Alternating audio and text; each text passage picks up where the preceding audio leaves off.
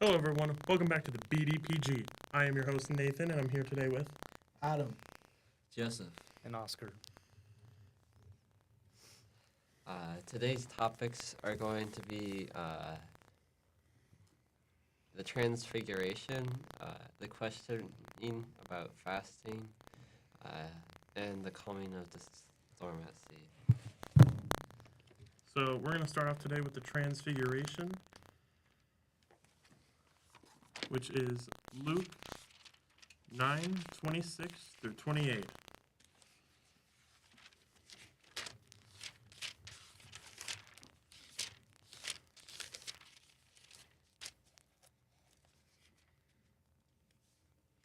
Now, about 8 days after these sayings, Jesus took with him Peter and John and James, and went up on the mountain to pray. And while he was praying, the appearance of his face changed, and his clothes became dazzling white. Suddenly they saw two men, Moses and Elijah, talking to him. They appeared in glory and were speaking of his departure, while he was about to accomplish which he was about to accomplish at Jerusalem. Now Peter and his companions were weighed down with sleep.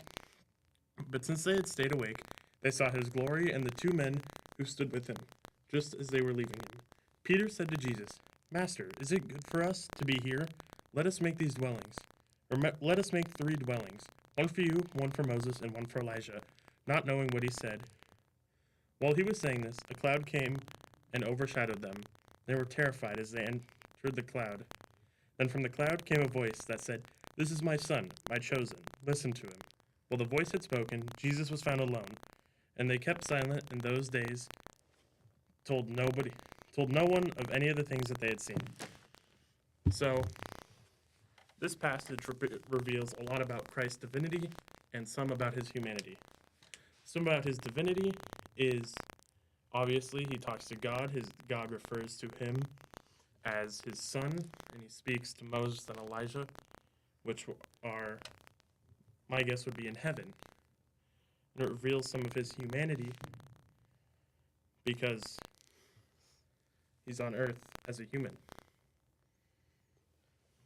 And I think kind of the people they chose sort of like Moses and Elijah are Jesus is kind of referred to as the new Moses, so he's kind of going to bring his new people out of the land of sin and bring them into a new people, and with the help of Elijah as well. Yeah. I like this passage because it shows, it really verifies to the reader that, yes, Jesus is God's son. And even God, he, says that to us in the passage. And I think that's really good about it. What do you think, Oscar? I really agree with what you said, Adam. Alright, now I'll be reading the questions about fasting.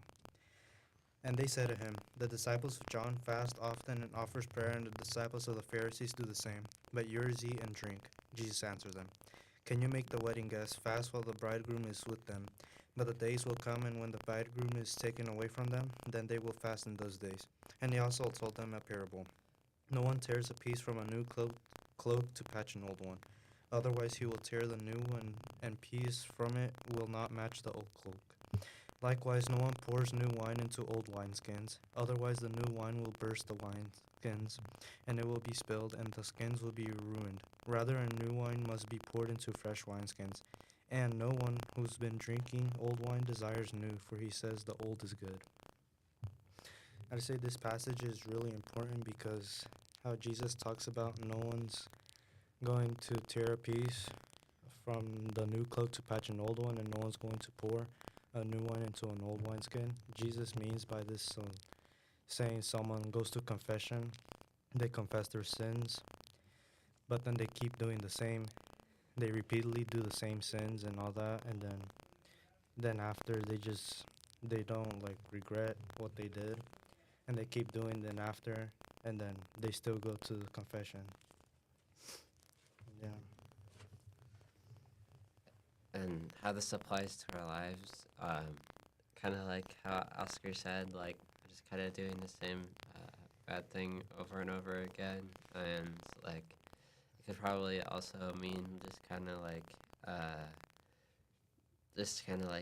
not doing what like Jesus wants, and it's just kind of like you need to go away from like your old way and follow His new way. And the way we can live this passage through our lives is by changing our ways. Like like example, there's people doing drugs, and how they can change their life is stop doing that and turning to God, going to church, confessing their sins, praying every day, is what can change their lives easily. Yeah, I like what Joseph said. Like, you can't fit the new and the old together. You can only fit the new and the new. So you follow what Jesus is saying, or you stick to your old ways. But you can't follow Jesus' teaching and also stick to your old ways. Yeah, I agree with that.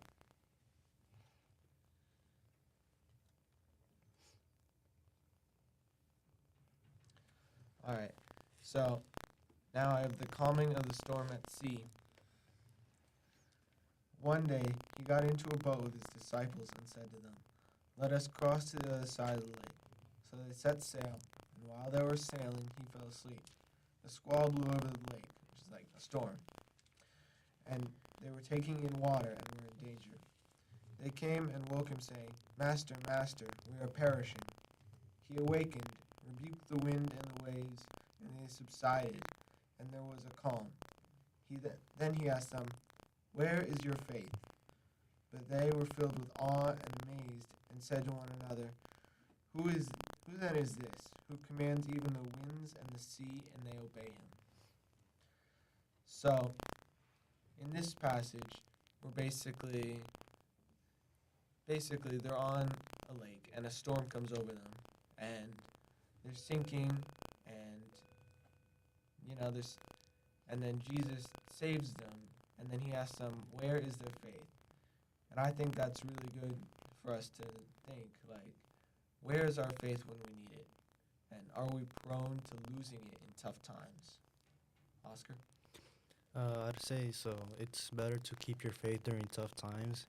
I mean, people can easily lose their faith in tough times because then they'll lose hope in God because they're not getting that help instantly. People expect getting help instantly from God, praying, but praying every day will reward you with something big at the end.